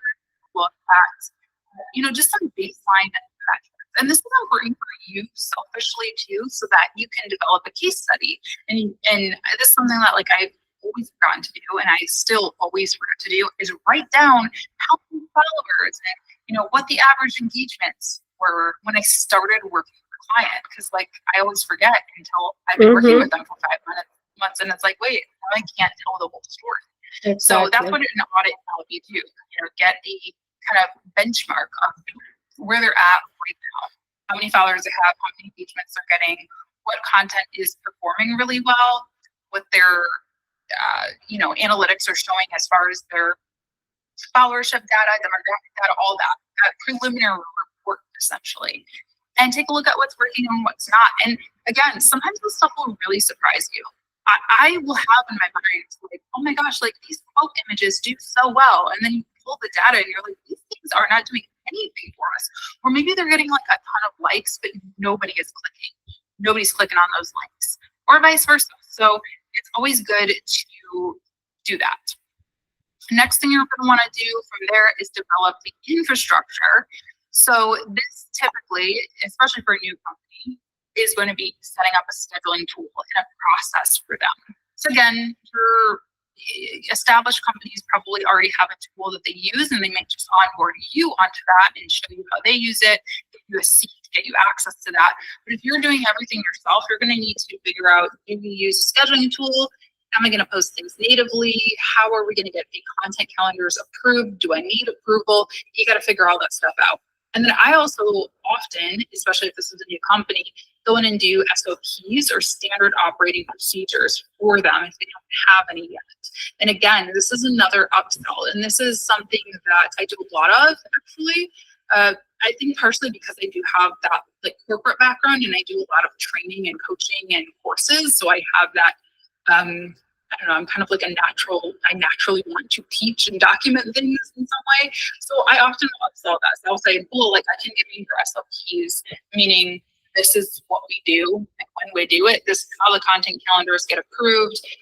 Here's an example of our escalation process. So if there's a customer service issue, what we do, what the social media manager does with it, all the numbers that they need to call if there's an emergency, document that all. And you guys have this. You can have this whether you stay with me or not. If you want to give this to your admin after I leave or whatever. So that's all what I kind of consider infrastructure, setting up a scheduling tool, doing the SOPs, all of that good stuff. And then really the last thing is just putting together a content calendar. So, it's the last thing that's the hardest thing, really, because it's putting everything into motion. So I personally really like the scheduling tools I use are sweet. But honestly, lately I've been using Facebook Creator Studio. So I've been scheduling natively onto Facebook and Instagram, and it's been doing me well. But again, you want to try out these different platforms, scheduling tools, figure out what works for you. Start building your content calendar. Regardless of the scheduling tool that I use, I typically will just build out a content calendar in an Excel spreadsheet, real simple, just post image, post copy, link, hashtag, and I'll just create a Google Sheet, send it over to the client, get their approval, get their feedback on it, and that's how I'll start posting. So that's really what a social media strategy is. Some are more formal than others. If a client specifically is we need a social media strategy, then I'm going to make sure it's a really pretty nice document that has all of this information wrapped up into it. Whereas if it's just for me, like some of my clients could care less, then maybe it's just a document that I have on hand that's kind of saying, okay, we're going to post, images, behind the scenes images 3 times per week. We're going to post stories every day. We're going to post quote images twice a week, like whatever that is for me, so that I know when I'm creating a content calendar every week or every month, however you like to do it, you know what to do. So, and as far as content calendars, I usually actually do them week by week. I was doing them month by month for a long time, and because social and the internet moves so quickly, I think it's really important to leave some room for like real time stuff. And I felt like I was moving things around a lot. So I do things weekly, but it never hurts to have posts on hand. So if you want to do a month of evergreen posts, which means a post that kind of never goes old. It's just kind of like standard boilerplate type messaging. It's never a bad idea to have a bunch of those on hand so you can just throw them in when you need some content. But I really hope this was helpful for you guys. This is how you create a social media strategy. These are the things that are really important to know before going in and starting to just post. I mean, and just to back things up a little bit, when is client, let's say I get a client today, they sign, they pay, and they're like, yeah, we want a strategy, we want monthly posts, all that stuff. It doesn't mean that I'm not going to post until I have all this stuff done. Like, the beginning is going to be a little bit of testing, and that's really a part of it too, because all of the data might say post this kind of post, and sometimes things will surprise you. So I'm still posting, kind of testing things out, but I really am developing this more formal strategy as I'm getting things going. And I let them know typically, like, okay, on month 2, at the end of month 1, I'm going to have a formal strategy for you. And month 1, I'm kind of just going to be like fixing a lot of things and testing a lot of things and all that good stuff. So that's what's up. Hope that was helpful. Yeah, definitely be sure to subscribe to my YouTube channel if you're watching on YouTube. Hit that bell button as well if you want to be notified whenever I post new episodes of the podcast and new regular YouTube videos. I post twice a week, hopefully, if I'm doing this correctly. And if you are listening to the show, be sure to review my show on Apple Podcasts. It really helps people learn what we're all about and join this community and get the knowledge that hopefully they are craving. You can do that on YouTube as well. I'm going to link it down in the description box if you want to review the show. And tune in next week for a brand new episode, I believe.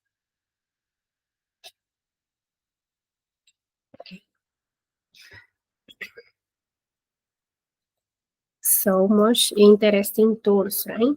That we saw here.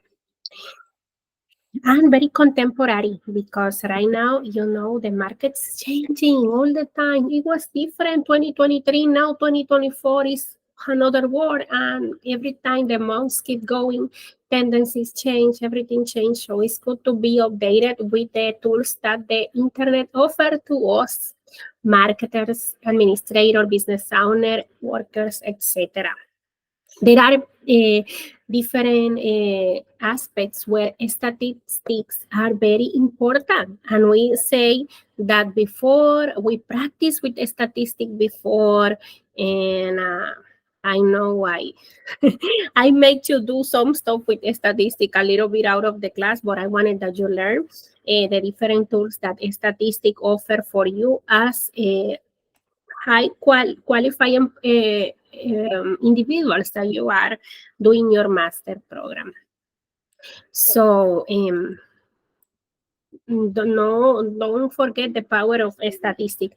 There are 3 basic statistical concepts that we mention sometimes in planning test: confidence level, how trustable is our research, very important. You will see usually 95% of confidence level, also known as significance or reliability.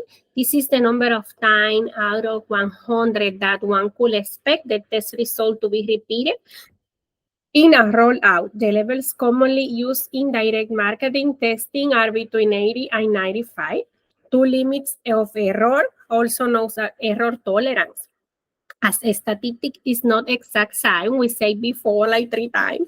A test result is subject to a plus or minus correction according to sample size and response level.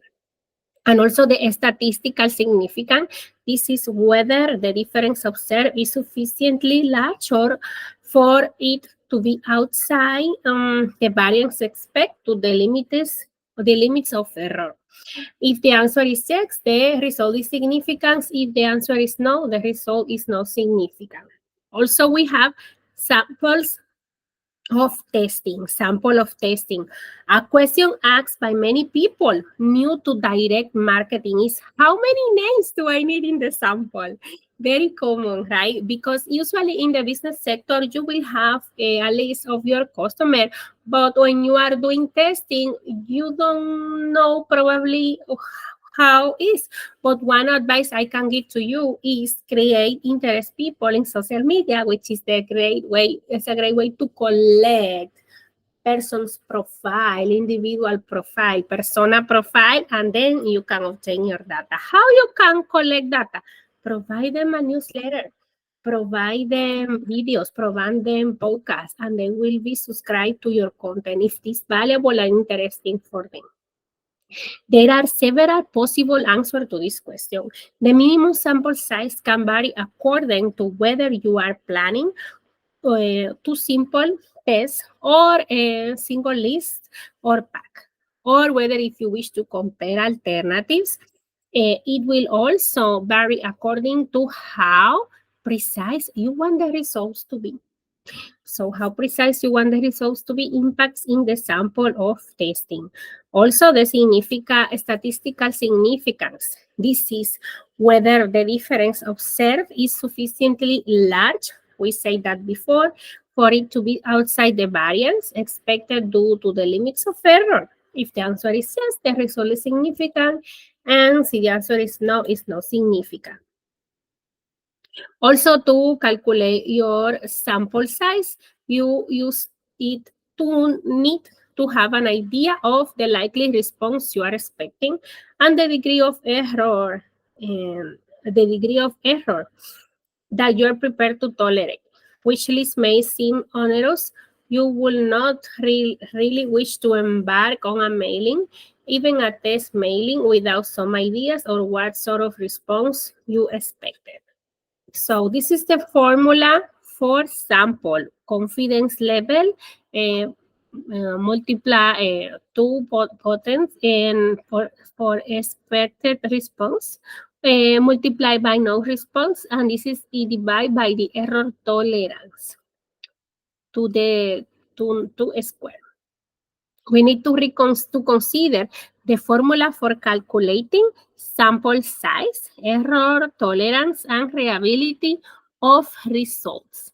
As regards sample size, it's not unusual to hear experienced marketers say things like, you should always test 10% of the list, and we never use test cells or fewer than 5,000.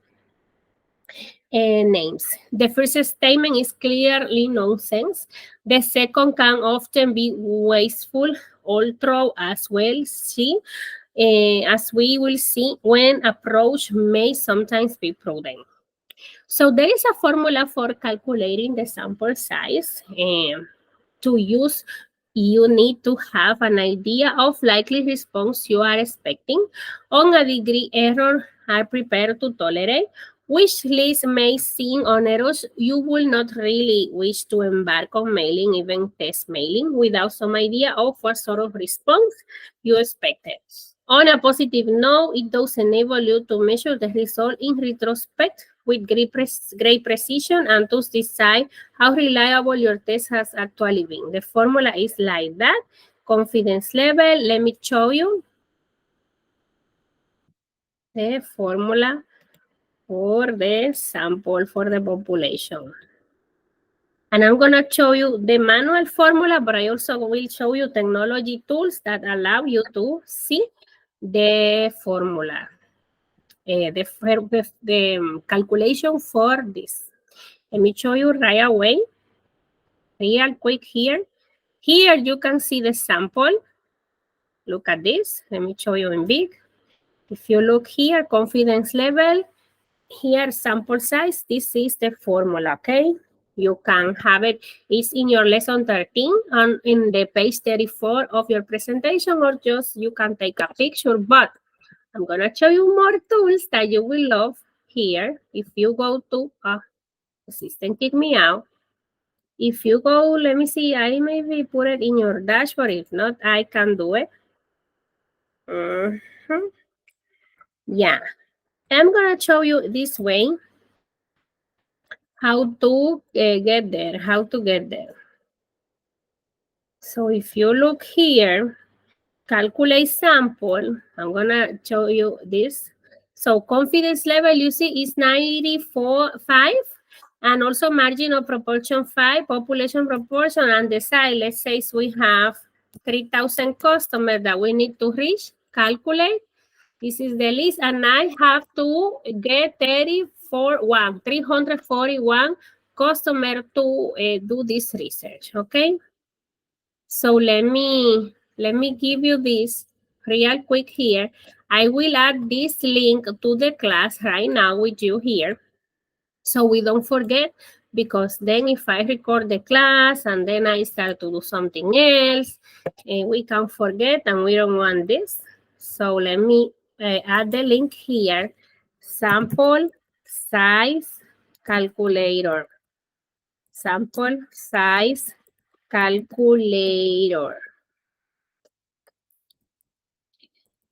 Calculator, and I'm gonna write a statistical tool. So I'm gonna copy this, Control V, and save. And now you have it in the classroom. Just go to syllable, and you will see on the links here. It's called download a statistical system sample size calculator, a statistical tool. So something good to have for you guys as high level professionals that you are. So let me show you real quick here. So this is the formula, and the confidence level, we saw it also in the formula. So you can actually go there and practice with that. Confidence level, usually in the real world, we establish 95%. It's expressed as several standard deviation from normal distribution. For example, 95% confident, 1.96 standard deviation. Bielka, what that means? 1.96 standard is how much far away you are from the result. This standard deviation is 1.96. That means it have some, difference between the results that we got, but it's not so high because it's less than 5. So if let's say, for example, let me put an example. The ages of all the students in this classroom. So if we calculate the standard deviation of this group, let's do it so you have an idea, because I like that you practice how the things you can make it happen, okay? So open Excel. We open Excel, new blank workbook. Let's imagine that the ages of all the students here in this class. So let's say one of you have 25. Let's say the other have 30. Let's see other have, this is me making an example, okay? 21, some of you are 23, some of you are 43, let's say that. You are very young here. So this is an example. 31, 33, we're gonna have a 30, 37. And then once we have all the list of these numbers, we just have to click equal sign. And then you can see in normal, actually I did something. I don't want normal distribution. I want a standard deviation. So I'm gonna click here in the last square, equal, and I will do a standard deviation just to show you how it works. I think I don't have it here. I'm gonna look in my, this call it a stand. I usually, I'm gonna look at manually. A standard deviation.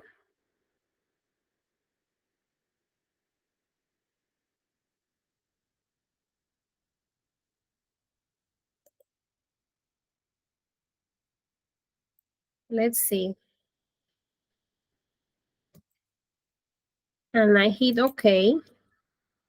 That's not the standard deviation I was looking. It's very high, this level. It's very high. It's not supposed to be that high. Let me see. More function. Stand. It's not looking me the all. Let me see most recently used.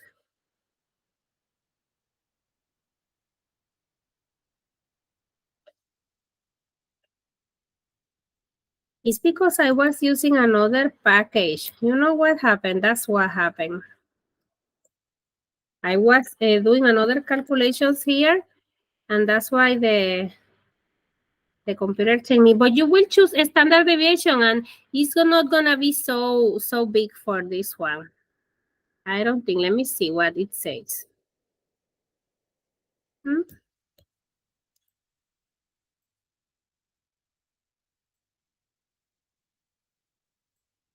All. Let's do all.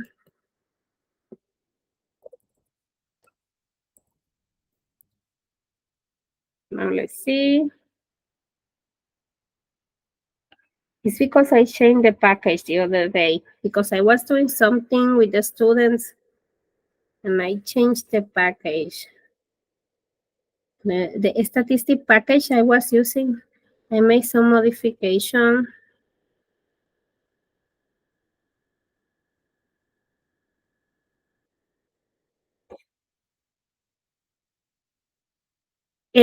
This is the one I was looking for. Okay, so now we hit OK. Actually, 6. It's still 6. Anyway, but means that there is a lot of variation here because we have, it's high. It's 6.96 is too high for me. I was not expecting that high because looks here, we have a certain amount of variance. We have 20, 30, 40, the 37, a lot of people close to 40, some people more close to 40, but we also have young ones. So I guess that's what happened here. That's what the situation that we have a high level of standard deviation, 6.96, mean there is a significant difference in between this data. So that's how you create your own standard deviation using Excel. You can do it by yourself for your project, your business, etc. It allows you to see the difference between in the variable with the values that you obtained. So see, this one, 1.96, is not a high level of standard deviation like we find now in the ages that I just invented and put it on the Excel. 90% of confidence, etc. You will see, usually we do 95. So let's keep going because actually we are almost done. And I wanted to show you the activity. The sample size are marked for statistical calculation rather than guesswork or broad rules of thumb. If we have an idea of likely response, we can use the formula to select a suitable sample size. And once we have the response data to assess the degree of reliability of any given test. It's often easier to find a good marketing statistician that spend too much time learning and practicing with formula.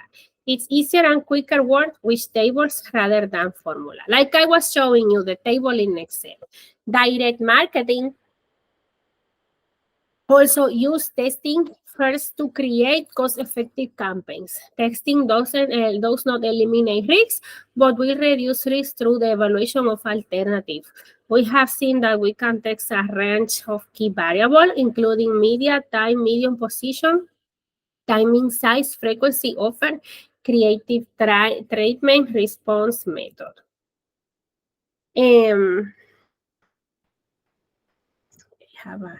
We had looked at the process of developing a test program, namely to establish control, decide what to test, set objective, isolate variable, implement the test, evaluate the results. When testing, we must ensure that we are comparing like with like. Same must be matched in terms of composition and characteristics of known size. Take a random across list by one in selection, large in auto, ensure validity. This is aspects that we need to have when testing. Have in mind. Match, when testing, we also ensure that match in terms of composition, unknown of unknown size, taken random across the list, large enough to ensure validity. So sufficient enough, big to show the validity.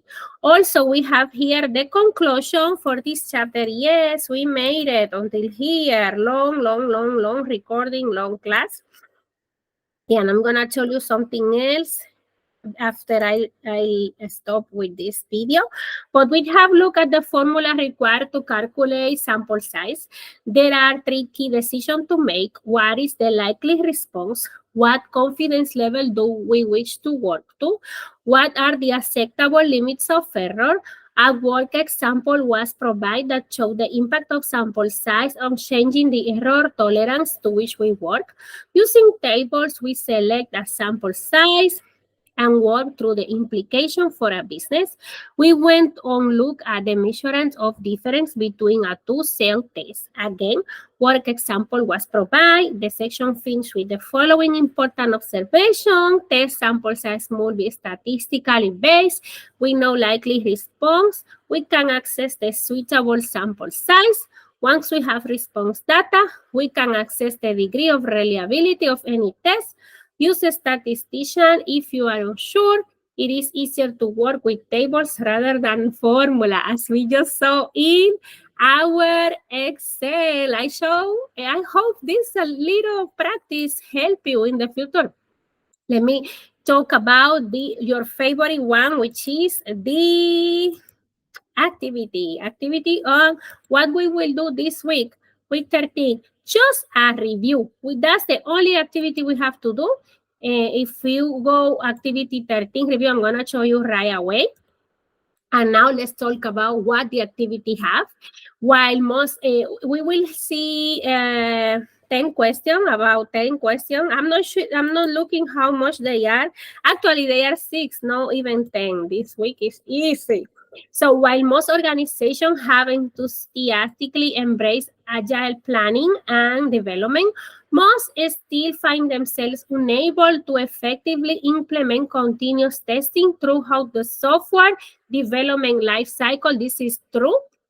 Also, organizations have shifted toward new agile development methodologies, believing that doing so will lead to faster release cycle and better product quality and happier customer. We say that many times today. This is completely true because the tests allow you to bond with your customer, make them more loyal, happy with your organization, company, etc. And we also talk about testing. It's a crucial part of any major campaign, although of course is not all of them will produce positive result. Not all the testing will produce positive result. However, a well-planned program will generally produce enough information to enable you more than recover your investment over the longer term. Even if several new ideas do not produce better results than your old faithful, at least you have the satisfaction of knowing that your existing advertising is effective as you can make it. This is called testing. Also, testing is not an exact science as it deals in probability. We mentioned that before. The rules of statistics are not exact. So this is necessary to understand how to read a test result and how confident you can be in applying your findings to future activities. This is testing. How choose how we can use text. Text, we can use timing, size, frequency, position, and offer. Timing, we can test timing, we can test the size, we can test the frequency, we can test the position and the offer. Everything is the answer. And also the number of factors affecting the validity is competition and importance of the news. Everything is the answer, or choose everything. So this is the activity 13. 1, 3, review. I will show you right away. Let me see here my recording. Yes, we are recording. We are sharing the screen. No. Let me share with you. Share. So I will show you what is going on here. real quick. Where is my page? Here. So this is the activity we do today. We say this first one was true. Organization shift toward agile environment. We mentioned testing. We mentioned the testing again. And then everything where we can choose our test. And then also everything here, the importance of factor affecting validity sus a test. So this is our activity 13. You already did that. Majority of you did it already. Well, a lot of you. So that's good to know. And congratulations to my community that did it. Remember, we are just a lot of retakes here. So take advantage because I will delete these retakes quickly. And also the next week we have activity 14 and 15 is the final and we are done with this class. So you are almost free like a bird. Remember, next week will be 14. Choosing and briefing supplier international direct marketing. This is going to be in the page 254 until 287. Today we were working with page 224 until 252, 224, 252 in the week 13. So that's what we have, and we are done with this recording, people. We did a lot. I hope you keep doing your best and working with all the needs that you have, and that's it. Have a great, this is Canva. I always talk about Canva, right? It was in Canva, but you didn't see. Anyway, we are done. Have a great rest of the week, and thanks for watching. Bye.